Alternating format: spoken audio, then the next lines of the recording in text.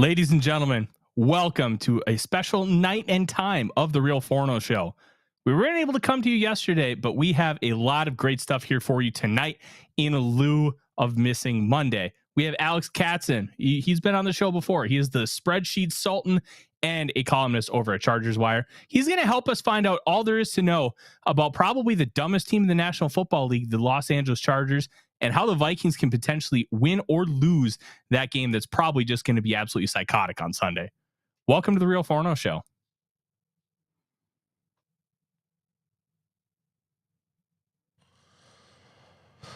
Locate file.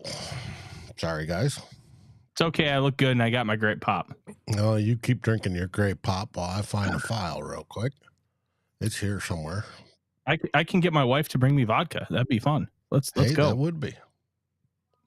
I'm cool with it. I still got this. I may pull a couple rips. Welcome to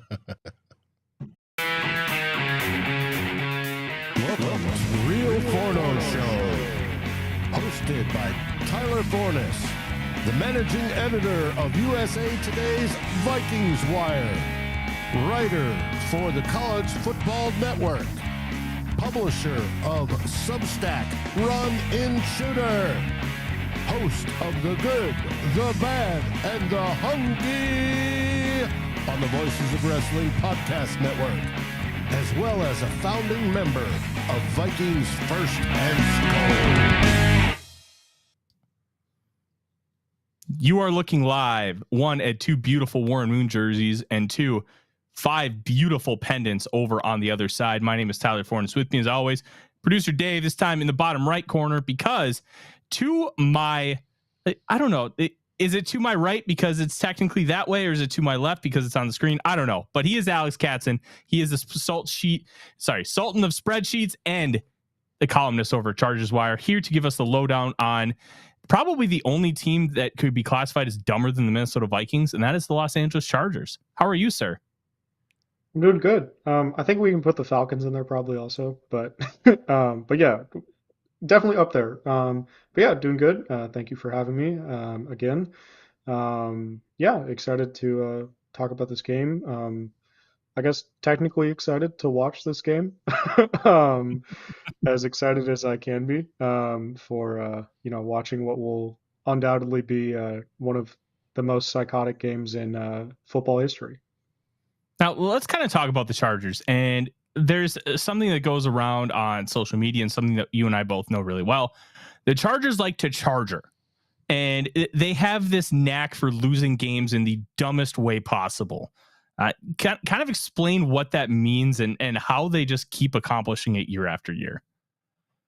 Yeah, so you can watch pretty much any Chargers game, and they will find a way to lose no matter what. And very often that is the dumbest way they could possibly lose the game.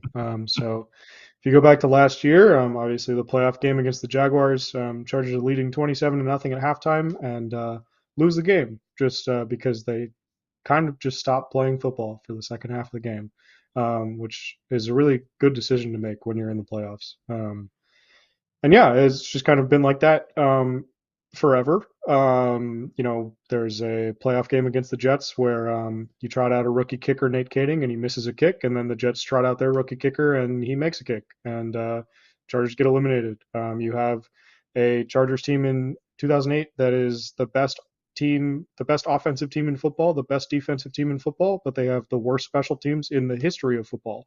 And they go, I don't remember what their record was that year, but they lose in the first round of the playoffs. Yeah, 14-2, and then they lose in the first round of the playoffs. It's just things like that.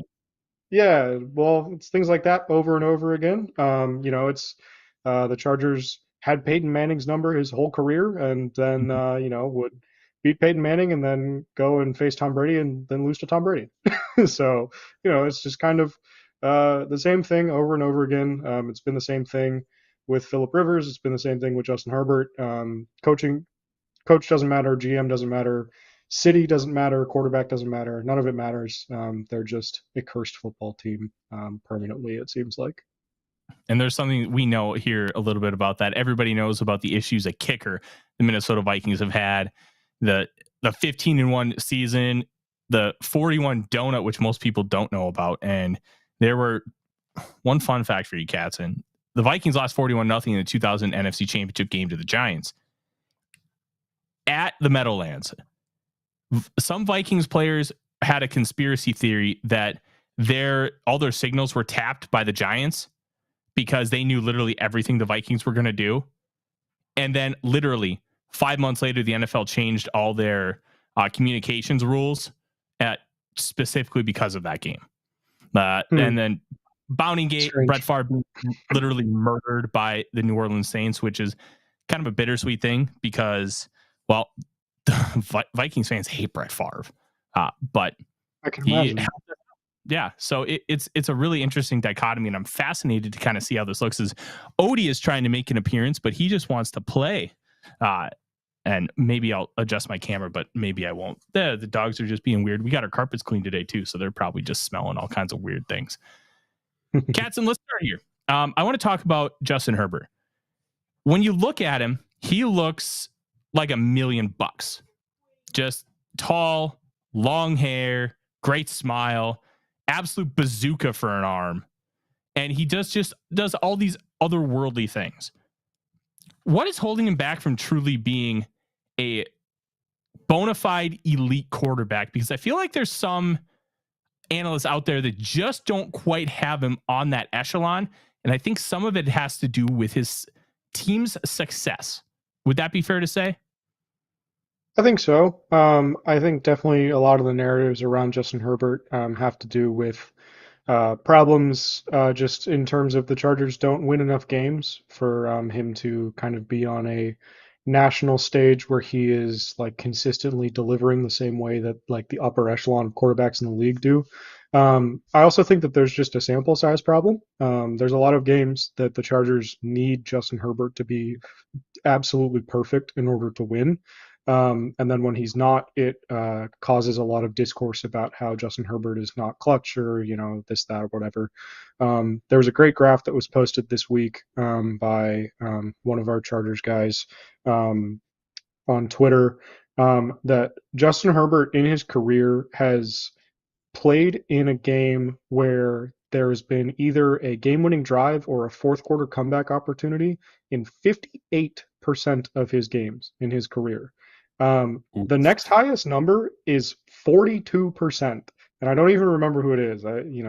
It's someone else who's kind of like in that conversation as well. But 58% of his games require either a game-winning drive or a fourth quarter comeback, and I think it's over half of his wins, like 51%, I think it is, come from games in which he engineers that fourth quarter comeback or game-winning drive. But there's also plenty of times where those drives don't convert, that those comebacks don't happen. And so then you get the discourse about, well, Justin Herbert doesn't have a signature win. He doesn't, he's not someone that's putting together signature victories. And so, it's just kind of like, like I said, it's just a sample size problem. There's just too much Justin Herbert exposure in terms of fourth quarter and clutch opportunities. And then also, I think in terms of like what's holding him back from becoming like top, cream of the crop is just like he doesn't have enough bozo brain in him. He's a little too smart for his own good, and it's always kind of it's kind of funny because it's always kind of a silly narrative anytime that you get these guys that major in. Justin Herbert was a biology major at Oregon, right? And you always get these narratives about these guys that major in like a lab science or something like that. That they're too smart for football. They're not going to be a good pro because they're too smart. And it's always kind of silly. But then like you watch Justin Herbert play, and I don't think it has anything to do with his biology degree or anything like that. But you watch Justin Herbert play, and it is almost like he's too smart for his own good, and really what it is he's too risk averse for his own good. He has that bazooka of an arm, like you mentioned, right, but he's not willing to like just rip some of those throws that you see like a Josh Allen or a Patrick Mahomes throw, because even though he has that ability, he is more focused on let's get to the right read, keep the ball, don't turn the ball over. He hasn't thrown an interception in the last 5 games or something like that. It's all about just like, let's hold on to the ball, move the ball downfield in like manageable chunks. Like it's not about like throwing the big play every play. And sometimes it needs to be. Sometimes it needs to just be like, hey, listen, like you have a one-on-one matchup down the sideline, like take it. Like trust your guy, trust your arm, and just take that shot. And if it doesn't work or if it's a pick or something, like it's fine. It's not a big deal. We'll recover from it. The offense is good enough to recover. And I think that he just doesn't have that sort of like confidence about him quite yet. So let's go here because I think Dan in the chat makes a really good point that I was going to ask about, kind of concerning Herbert and his career arc. How often is he a part of the reason that the Chargers have to come back? Because that's something we've had discussions about with the Vikings, where one of the reasons why like they had so many games where they won by one score last year, they went 11-0, was because Kirk Cousins and the offense just would not be able to put teams away. So how much of it would you put on Justin Herbert and the offense for that versus Brandon Staley and his defenses? It's almost never Justin Herbert's fault. And I say that as someone who was not a Justin Herbert fan coming out of college and then very quickly became a very ardent Justin Herbert fan when he got to the Chargers. And so, there's some bias on both sides there with that. But if you watch the Chargers games, it's not Justin Herbert that is the one that is like the reason why they need to come back or like drag themselves back into these games. Because more often than not, what happens is that the Chargers jump out to a big lead in the first 2 quarters, and then they come back from halftime. They can't run the ball in the third quarter. They can't move the ball at all in the third quarter. The other team comes back with their halftime adjustments. The defense can't stop them anymore. And all of a sudden, like a 17-0 lead turns into 17-10, turns into 20-17, turns into, okay, we lost the game 28-23. And there is some aspect of that, there is like the Titans game last week. Justin Herbert had 3 or 4 opportunities to, drive the ball down the field, put together a game-winning drive, put together a signature win, that sort of thing. I get all of that, but also like the Chargers were winning that game. They were in control of that game for the entire first half. And then like the defense gives up a 70-yard play to Treylon Burks. They give up a 49-yard pass play to Chris Moore, who it was his only target of the entire game. They're giving up the most efficient game of Ryan Tannehill's career to this point. It's not about a Justin Herbert can't pilot this offense. I think that there's a stat somewhere out there. I can't remember what it is exactly off the top of my head, but it's something like Justin Herbert's teams since he came into the league have allowed 28 or more points more times than anyone else in the league over that stretch. And so, like, Justin Herbert doesn't play defense. There's nothing that he can do about that.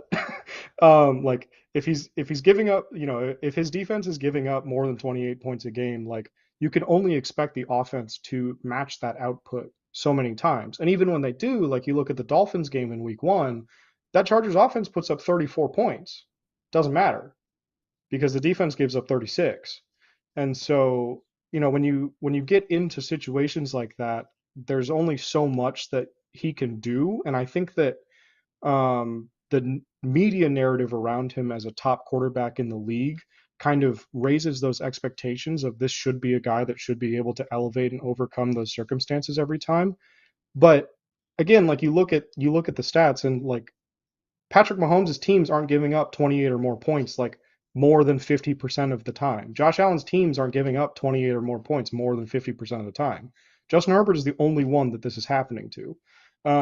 And that's not to say that like Justin Herbert doesn't have his flaws. I think he definitely has his flaws. Like I said, he needs to be more aggressive down the field a lot of the time, I think. But also, like, there's only so much that you can do when you have a defense that is essentially non-functional at this point, and a running game that has really struggled up until like week 1 of this season.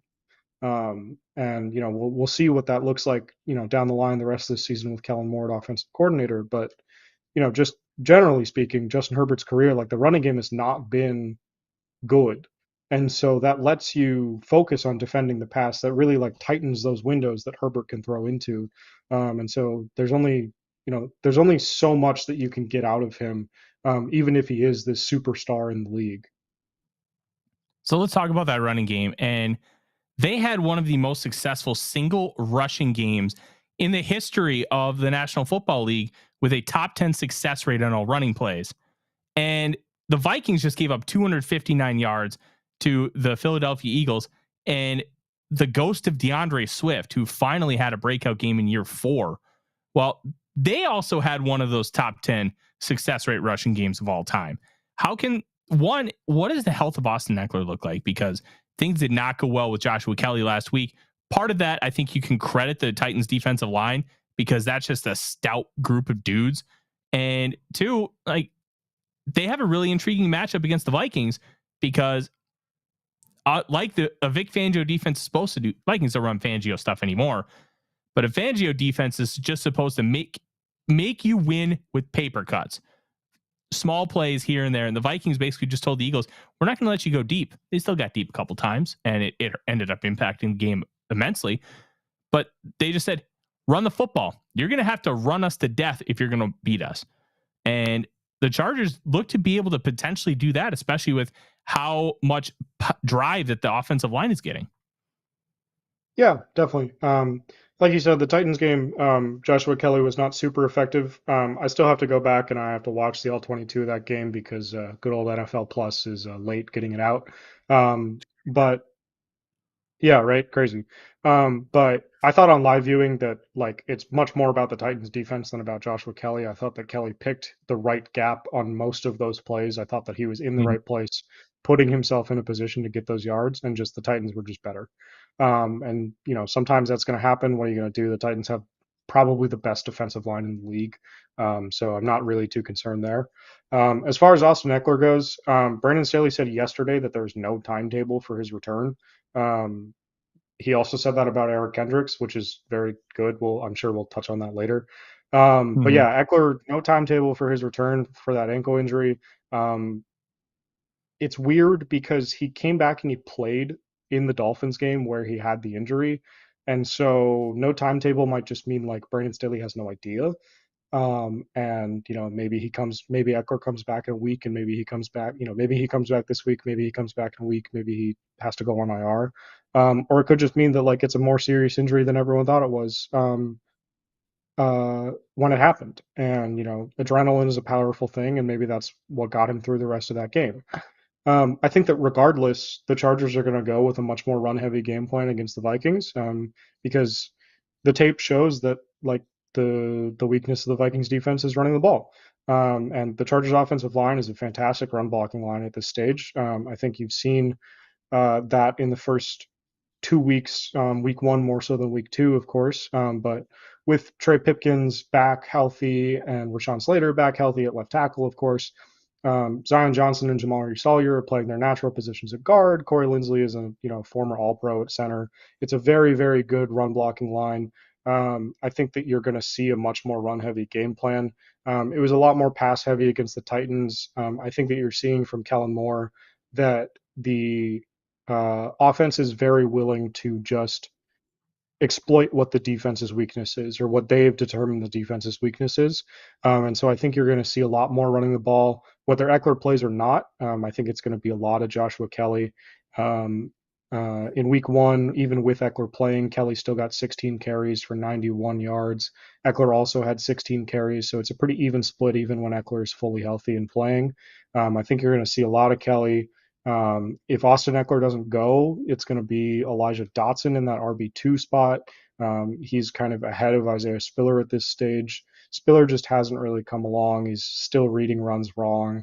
He had a couple plays against Tennessee where he got the ball and then just didn't read his blocks correctly. And so he's still kind of developing as a player. Dotson is going to be the RB2 there if Eckler can't go. Yeah, those ankle injuries are funny because Christian Darrisaw kind of had a similar thing. Hurt his ankle early against the Buccaneers, missed 6 plays, finished the rest of the game. Warmed up against before the Eagles game, they made him active, and then in their actual like warm up before the game started, in between that time, he re-injured it and didn't end up playing a single snap. So those ankle injuries are kind of fickle, especially when they're low ankle and not high ankle, because they're just treated a little bit differently. But I want to talk about Kellen Moore in this offense, and I want to start here. It's obviously different, and I know you've mentioned to me in our group chat that they're not running stick anymore, which was kind of the meme with Joe Lombardi, which obviously they were running stick. It felt like 90% of the time. But what is he doing differently to attack vertically down the field? Because that was the one thing that Oregon never did with him, and why you and I were not high on him coming out of the draft, because all he did was throw from sideline to sideline, and it just wasn't conducive to what his skill set was. And then second of all, I have to ask about Quentin Johnston. He's not really seeing a lot of snaps. How much of that is just due to where the Chargers are at in their receiver room? Because they do have three good guys, Keenan Allen, Mike Williams, and Josh Palmer, who I think is a little bit underrated. And how much of it just has to do with Johnson not developing, because it can be kind of construed in a couple different ways. Yeah, so we'll kind of start with the last question and work our way backwards here. All of Quentin Johnson not playing has to do with where the Chargers are at right now. It has nothing to do with where Johnston is at. It has everything to do with where the Chargers are at. I think that regardless of the receiver that the Chargers took at 22, if they were going to take a receiver, whether that was Johnston or Addison or Zay Flowers, this was going to be what happened with them. They were not going to play very much in year one. It just wasn't going to happen. It's a lot of the reason why I thought they shouldn't have taken a receiver to begin with in the first round, because if you're taking a player in the first round, ideally the goal is to get them on the field and have them be productive in year one, especially for a team that is ostensibly competing for an AFC championship. But once they took a receiver, it was always going to be like he's not going to see the field very much. Keenan Allen and Mike Williams look like Keenan Allen and Mike Williams still. Neither one of them has really regressed a ton. They both had over 10 targets against the Titans in a more pass-heavy game plan last week.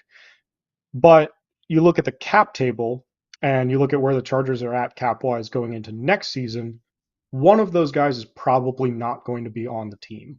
And I think it's a very difficult thing to kind of bear out right now because they're both performing well. There's still a lot of season to go. There's a potential that the Chargers could make that money work and bring both of them back next year, but it would be very, very difficult. And you look at the way that they're using Mike Williams in this offense, and it's very easy to see like this is the Quentin Johnston role, and they've installed it a year early, and they're putting Mike Williams in it because Mike Williams is the better player right now, because Mike Williams is a very, very good NFL receiver. But Mike Williams is probably the odd man out going forward, just because Keenan Allen is so integral to the culture of this team and has kind of been the face of this Chargers offense for the last decade outside of the quarterback. And so I think that Williams is probably the one that's going to be on the way out after this season, which means that next year you just plug Johnson right in that role that he already has, in that role that Mike Williams already has, excuse me. And then you just kind of let him do what he does. But him not playing as much right now has everything to do with just where the Chargers are at. Josh Palmer is the best blocking receiver on the team, and so he's going to get snaps. That's just the way that it is. There are a lot of Chargers fans that are very, very upset about Palmer playing over Johnston as wide receiver 3. The problem is that if you sub Palmer out for Johnston, the run game doesn't work as well, because the fact of the matter is the Chargers tight ends are not very good at blocking, and so you need Josh Palmer in there to block from the slot to kind of mitigate the fact that your tight ends are not super good in the run game. And so he's going to get snaps. That's just going to be the way that it is. He only got one target last week on 50-something snaps. That's what his role is. That's what he's on the field to do. It's not something that I'm overly concerned about. I don't think that Johnston is like coming along slowly or anything. In fact, Staley said yesterday in his press conference that they really like the way that Johnston has come along so far. And it's just a matter of like slowly bringing him into the NFL rather than like throwing him in the deep end right away and asking him to be like a major contributor, which I think is something that they're able to do because of the way that this receiver room is currently constructed. As far as your other question about like how are they getting more vertical passing game worked into this offense, I think that you're seeing a lot more motion and a lot more moving of personnel around in general. And so motion-wise, they've they've gone with a lot more looks where Keenan Allen lines up in the backfield, which has essentially gotten him into matchups where he's on an edge rusher or a linebacker or something, and then he just does a little orbit motion out and then like runs a wheel route essentially, and it's a free like 15-yard gain on every play. They've run it a couple times in the first 2 weeks of the season, and it's worked every single time so far because you probably shouldn't be putting a linebacker on Keenan Allen, but when he lines up in the backfield, what else are you going to do? So they've been doing that a lot. They've been using motion a lot more to kind of get their pieces moving around a little bit before the snap. We've seen that kind of all over the league so far this season. And then also just moving their personnel around. They've used Mike Williams in the slot a lot more. They've put Keenan on the outside a lot more. That's allowed them to kind of like switch up their routes and be a little bit more unpredictable. Mike has gotten to run a little bit more of those like deep out routes and kind of more like over route sort of stuff over the middle. Keenan is able to run a lot more vertical routes rather than just kind of like his underneath route tree from the slot. And so there's a lot of creative stuff that Kellen Moore is doing. There's a lot more under center play action shots that are built into the playbook, which I think you're going to see more and more as the season progresses, as teams realize that they have to respect the run game more and more, which I don't think they are quite yet. Obviously, like the game against the Dolphins, right? Like that defensive line is not built to run a Vic Fangio scheme. They're in year one of that system. It's just not really built for that. And so you can kind of write that off as a fluke. They play the Titans. The Titans are like, well, we don't need to focus on the run game because our defensive linemen are just good enough that like it's not something we need to key in on. But I think as you get further and further down the line, it's going to be, okay, the Chargers have shown that they're at least competent at running the ball. And so we have to respect that, and we have to suck in a little bit on this play action. And that's when I think you're going to start to see a lot more of those throws like 50 yards down the field where Justin Herbert is just uncorking it. And that hasn't come yet, and that's fine. But it's something that I think is going to come, and that's going to add a huge aspect of verticality to this offense as well. I'm really excited to see the verticality of the offense just because you have some really interesting weapons, and the wide receiver room is fascinating because nobody's small. They usually want to build out a basketball team that's kind of Darius Davis is pretty small, but Darius otherwise, Davis yes. How much is he actually getting in there as a true wide receiver, not just the gadget guy? Because he got more snaps than Quentin Johnson did last week. God, that's suppressing. My draft team shambles right now. But it does make me feel a little better that they're just kind of bringing him along slowly, which honestly is probably the best route just because he was so unpolished at TCU with just how they asked him to play. And he just needed a little bit of time to learn some of that nuance. And I'm glad he's getting that. But let's transition over to the defense. And Brandon Staley, Fangio guy, 1-year wonder defensive coordinator with the Los Angeles Rams, does a phenomenal job, gets the Chargers coaching job.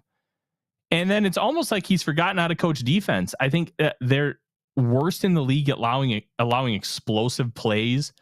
And what is it, like $140 million of the salary cap is focused on the defense? What is going on? Like just big picture before we kind of get into the micro here. What's going on with this defense? The big picture is that they suck. It's really not any like more complicated than that. Yeah, they've poured in a ton of resources into it. They've paid all of these guys that were successful in the Staley system before. Obviously brought in Sebastian Joseph Day and Morgan Fox on the defensive line. They shelled out not a huge amount of money, but a decent amount of money for Eric Kendricks, who's a player that Brandon Staley has kind of always been enamored with if you kind of read between the lines of his commentary about him in training camp. They paid a premium for J.C. Jackson to play the Jalen Ramsey role.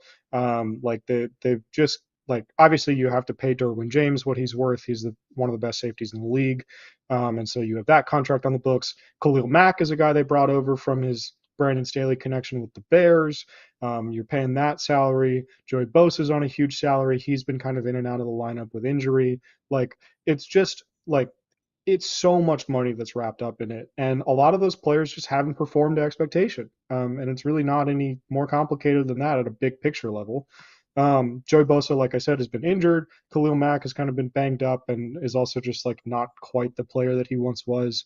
I think that he's really like taken on more of a it's funny because I think that Khalil Mack is a lot more of like a Jadeveon Clowney type player these days, where he's like an absolute animal in run support, but is not really like a guy that's pushing the pocket and getting pressure a ton.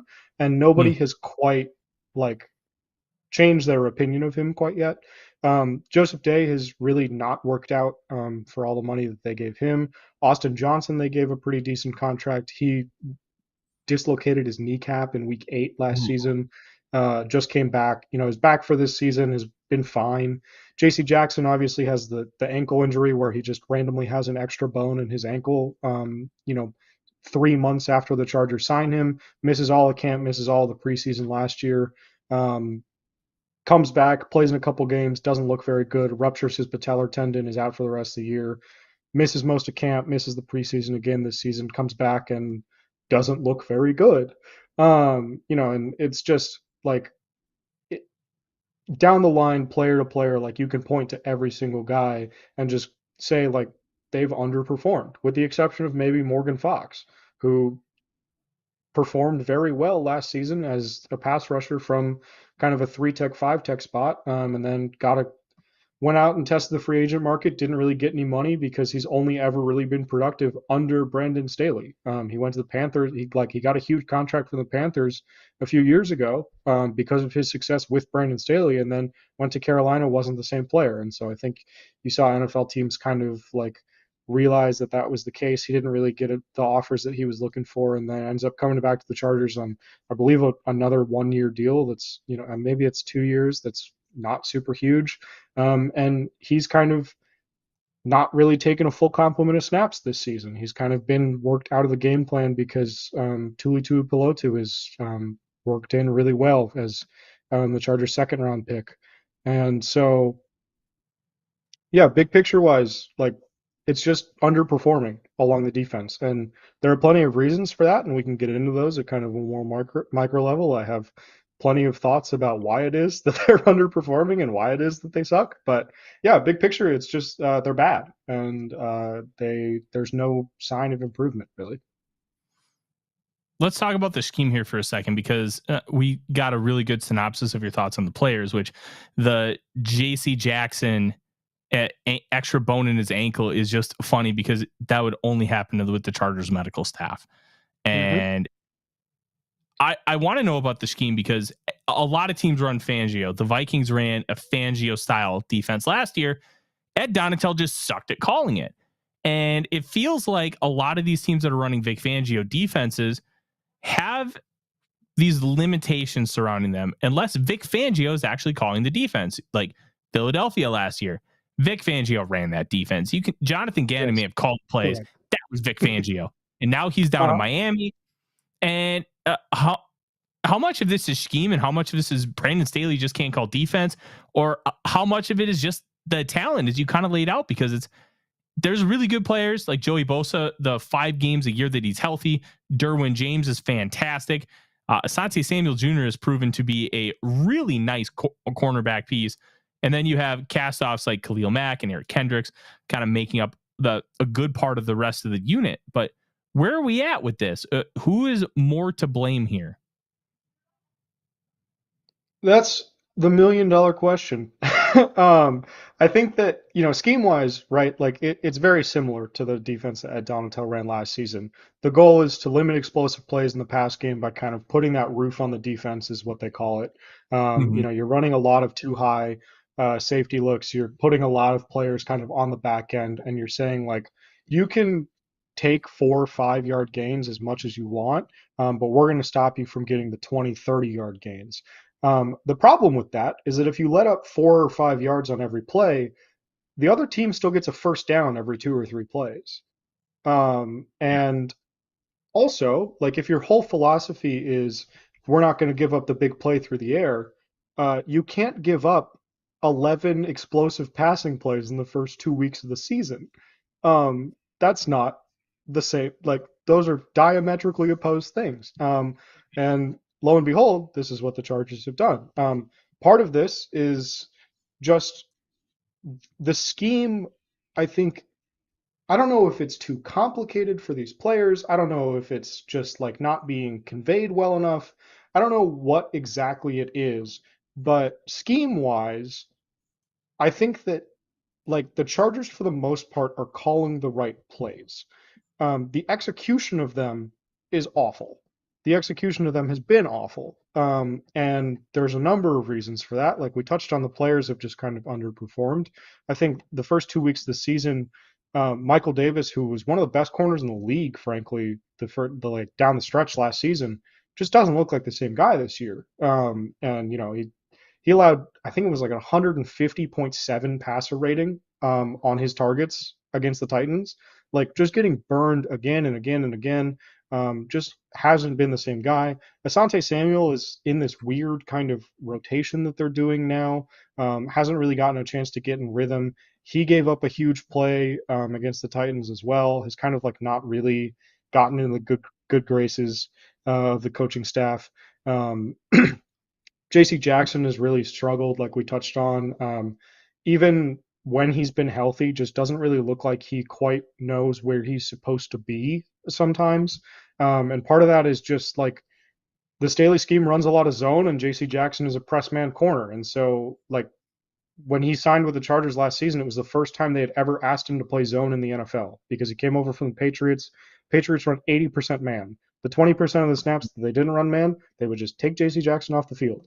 So he gets to the Chargers. It's the first time that you're ever asking him to run zone coverage in the NFL. He doesn't know what he's doing. And why'd they sign him then? Right, exactly. This is the question, right?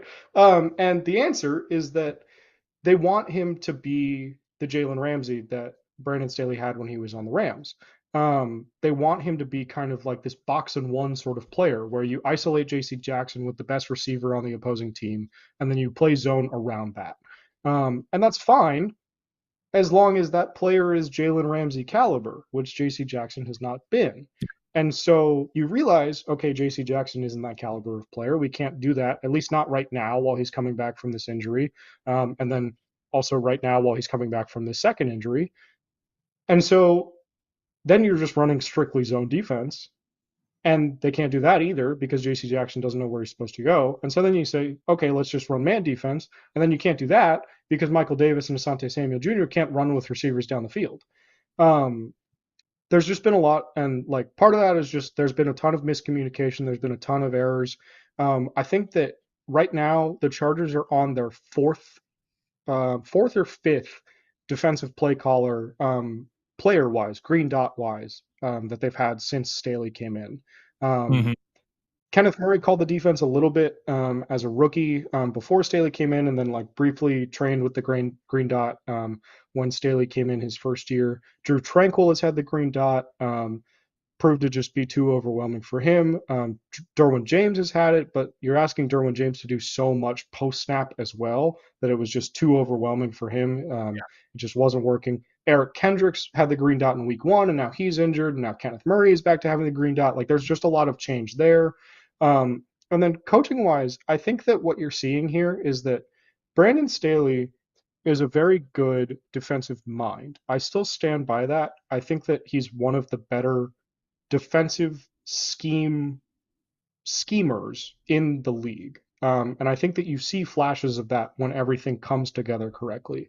The 2022 Miami game comes to mind here, right? Where they just completely shut down that Dolphins offense, completely packed the middle of the field, like really made Tua uncomfortable, everything like that. Like you see stretches of that. The whole backstretch of the season last season, the Chargers defense was cooking on all cylinders. What I think the problem here is that I don't necessarily think that Brandon Staley is a very good teacher.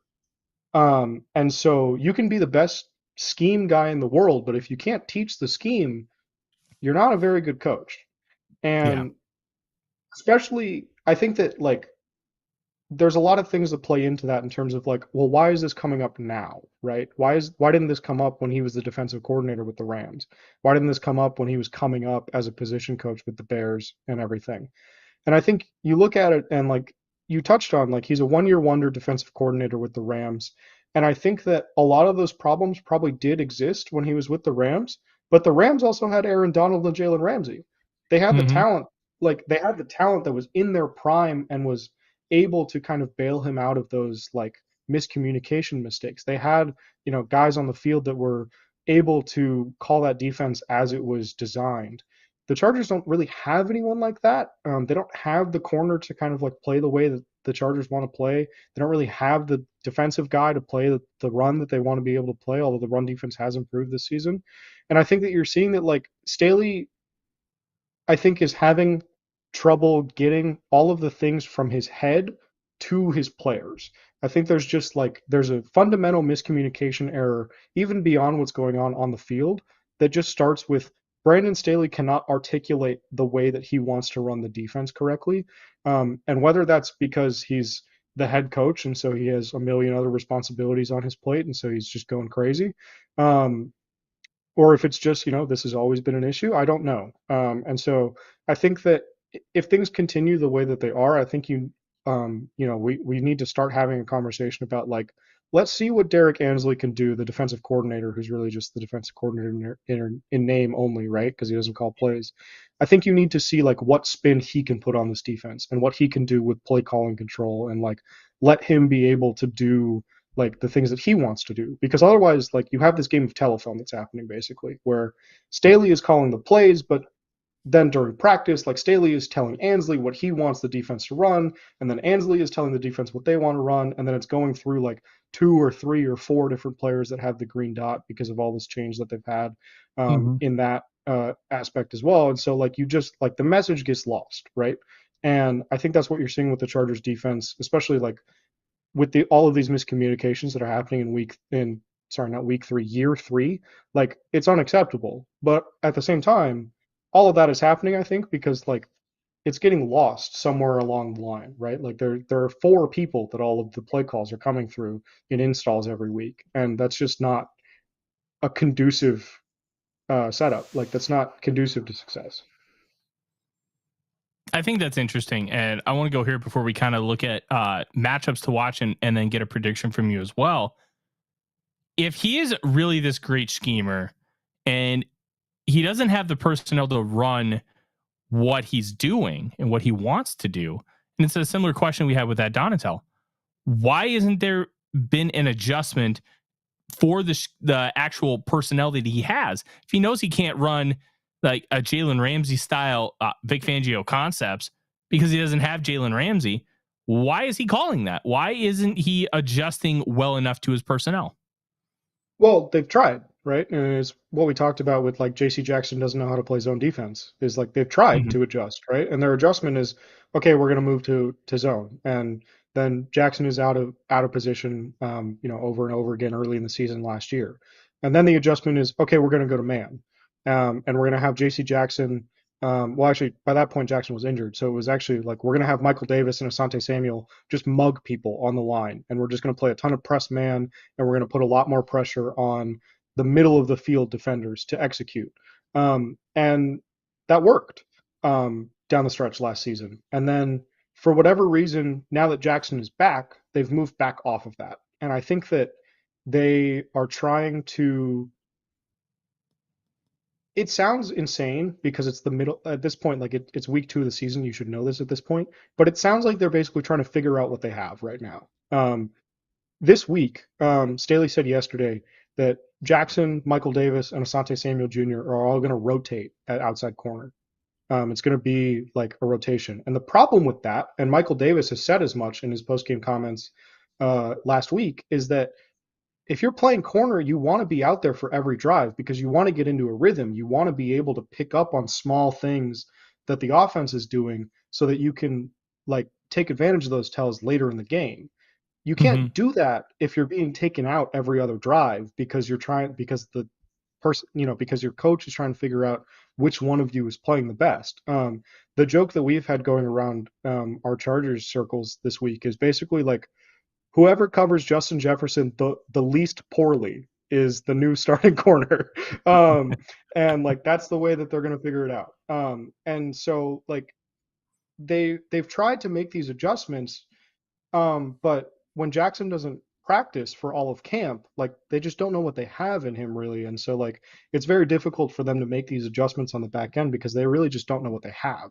And so I think that's what you're kind of seeing early on this season is that they're trying to figure out what their best combination is, what their best personnel is, what their best scheme is. Keep in mind too here, like their third round pick, Deion Henley, hasn't played at all because he picked up a hamstring injury in the preseason. He looked fantastic in the preseason. I think he's gonna be someone that factors in a little bit once he's healthy, right? And so like Chris Rumpf hasn't been healthy either, one of the rotational pieces at edge rusher. Like there's still like a couple guys where they just like don't have their full complement of players to do everything that they want to be able to do. Mm. And that's not an excuse, right? Like the defense is still bad. Like they're underperforming. They still like there's no excuse for how bad they've looked with Brandon Staley at calling the plays. But there is just an aspect of it where it's like they need to just figure out what they have, and they're trying to kind of make those adjustments on the fly. And I think that's a lot of the reason why you're seeing that like it's just not working is because like the adjustments are more about like they're more exploratory than problem solving at this stage. I got you. That makes a lot of sense. Let's talk about a couple interesting matchups. One of them being that I'm really looking forward to is the Chargers receivers against this Brian Flores secondary. And it's a makeshift is the wrong word, but it's not exactly what you would call a prolific group of players. It's a bunch of youth, bunch of guys who are potential. And probably the best cornerback is Byron Murphy Jr., somebody you know really well, covering the Washington Huskies up there in Seattle. And you have Harrison Smith, who's not quite what he used to be, but his brain is still all the way there. But they've done a really good job over the first 2 weeks limiting passing the football. Both teams finished under 200 yards passing the ball, with the Buccaneers only mustering 242 yards of offense against this defense. What do you think the Vikings are in for with this passing game? Do you think that they're going to have enough unique concepts to be able to attack this defense, because they're utilizing a lot of 3 safety looks and making you beat them with paper cuts? Yeah, I mean, I think that beating you with paper cuts is something that the Chargers offense is pretty comfortable with. Obviously, you have Keenan Allen, who's one of the best underneath receivers in the league, and so that will probably factor in. And they've gotten Mike Williams involved in a lot more quick game this season, running a lot more screens, kind of like jet sweeps, like all the stuff like we talked about, like you would expect Quentin Johnson to be doing, because Mike Williams is not really like that sort of player typically, of like running a bunch of screens and like quick outs and jet sweeps and stuff to him. Like that sounds like something you should probably have Quentin Johnson do, but he's not quite there yet. We talked about that, everything like that. But they're still going to be involved, of course. Like they're going to be much more involved in the game plan. But I think that you probably see something that's much more similar to a Dolphins game plan than a Titans game plan from the Chargers perspective, where like they're going to pass the ball, of course, because they have Justin Herbert and they have Keenan Allen, they have Mike Williams. They're probably going to lean on it a little bit more than they did in the Miami game because Austin Eckler is not going to play more than likely. But they're going to, they're perfectly fine with, okay, you're only going to give us a 5-yard out route. Like that's fine. Justin Herbert is perfectly fine with that. Like we talked about, like honestly, like he's more comfortable throwing those routes than he is throwing the ball 60 yards down the field, even though everything about his arm talent and like the highlight plays that we've seen from him in the NFL suggest that he should be more comfortable with the deeper passes. He's much more comfortable going bang, bang, bang through reads and then finding a guy that's open. They're going to be perfectly fine with doing that. Yeah, I'm really interested to see how that works. Is there a matchup on either side of the ball that you are really looking forward to watching? Because this Vikings team, they're 0-2, but it's only because of turnovers. They've turned the ball over 7 times with a negative 6 point or turnover differential, and they've only lost by a total of 9 points across 2 games. You take away 1 turnover in each game, it's probably a different story. What are you looking forward to watching in this game? Yeah, I think this is a game where you want to see Joey Bosa and Khalil Mack show up, right? And I think that this game to me feels very similar to the Dolphins game, just in the sense of like we know the Vikings are going to try to pass the ball. Like they have, I think it's what is it, the least or the second least rushing yards in the league so far this season, the Vikings. The least Like attempts and yards, 22 and 6. least attempts and yards. So like we know they're going to throw the ball. That's what their offense is. We know Justin Jefferson is fantastic. Jordan Addison has been incredible. KJ Osborne has been less so, but he's getting a lot of targets.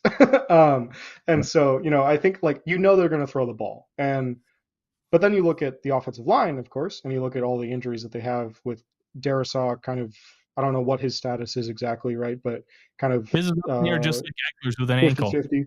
Yeah, like 50-50, kind of the same as Austin Eckler, like no one's really sure. Oli Udoh goes down with a season ender last week for the Vikings, and so if Darrisaw doesn't go, you're on your third string left tackle.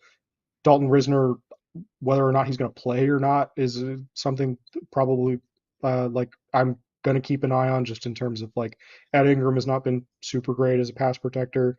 That interior of the Vikings line is kind of still a work in progress, as it has been for seemingly forever. This is a game where you want to see Joey Bosa and Khalil Mack show up against the Dolphins, who were starting a backup at left tackle and had a center who was playing center for the first time ever. They didn't show up at all. They got hardly any pressure on Tua, and when they did, Tua had already gotten the ball out because he has the fastest time to throw in the league. Kirk Cousins typically does not have the fastest time to throw in the league.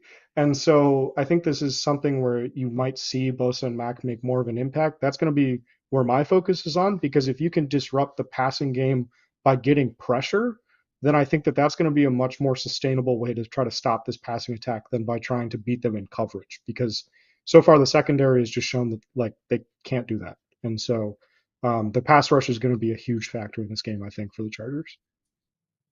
Yeah, I think so too. I'm really intrigued to see if Darrisaw plays. It's going to be a war up front that I look forward to watching. But Definitely. this game is going to be psychotic in a lot of ways. It could end up 49-45 or 10-6.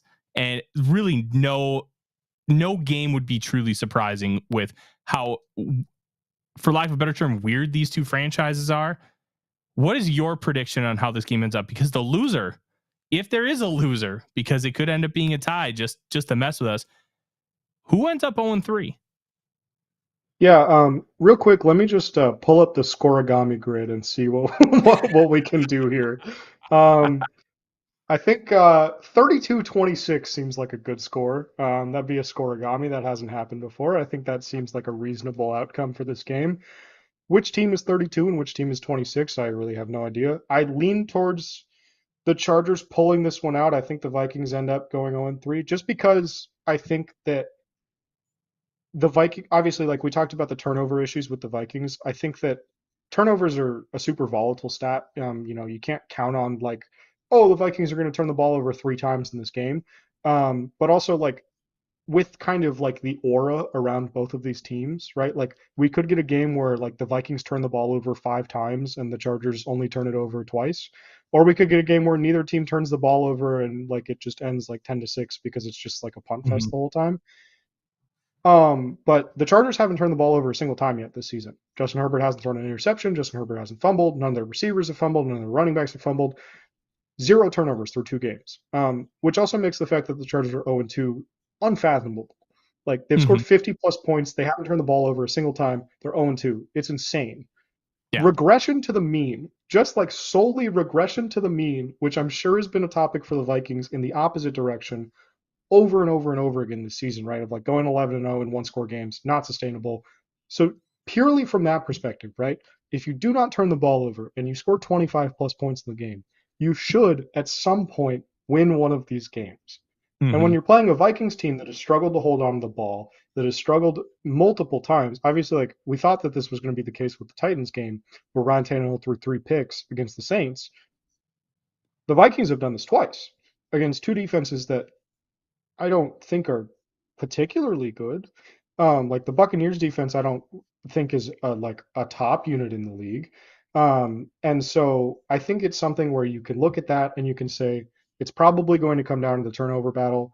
Based on what we know through 2 weeks this season, you probably take the Chargers in the turnover battle and therefore take the Chargers in the game. But taking the Chargers in the turnover battle has not resulted in taking the Chargers in the game so far. But I'm going to stick with that just because I think it'll be funny. My official prediction is 32-26 for a scoregami, a 1-score game. Plenty of offense.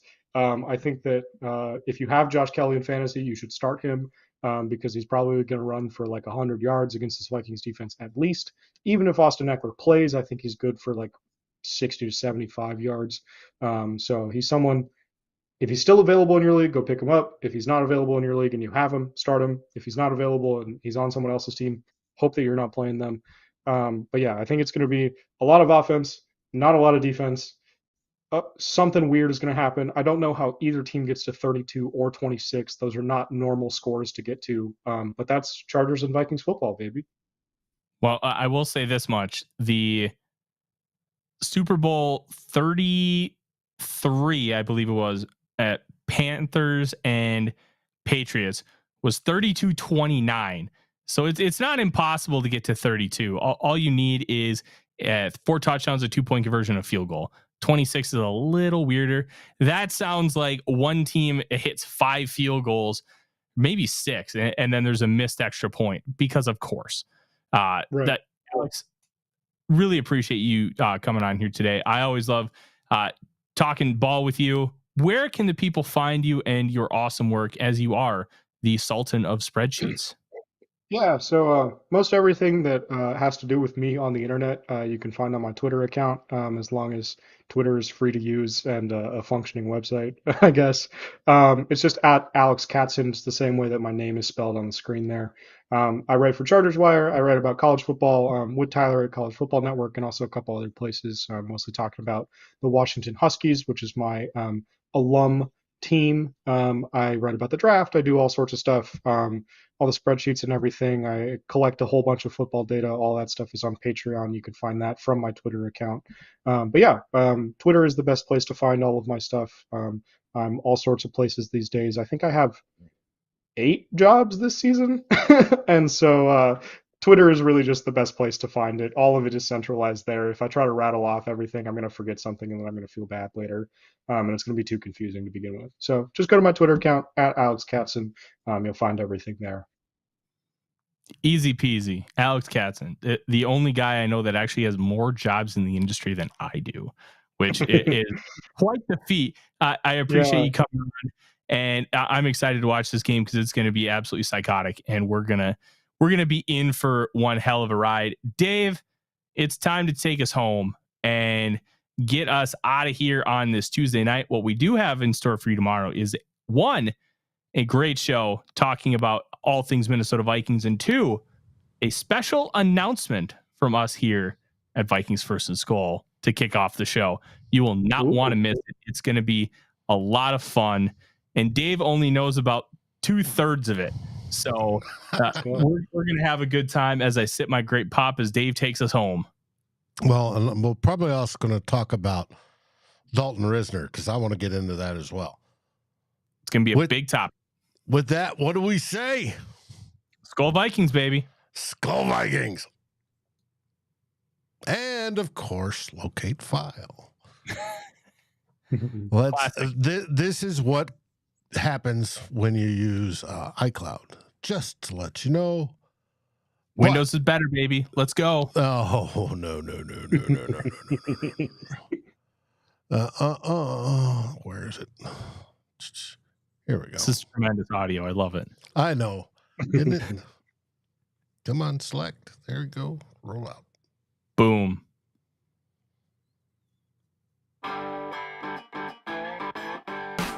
Like, subscribe, and ring the bell to get notifications. It helps us grow this community that we all love, our Minnesota Vikings. And on behalf of Tyler Forness and myself, Dave Stefano, thank you so dearly for watching the Real Forno Show. SKOL, everyone!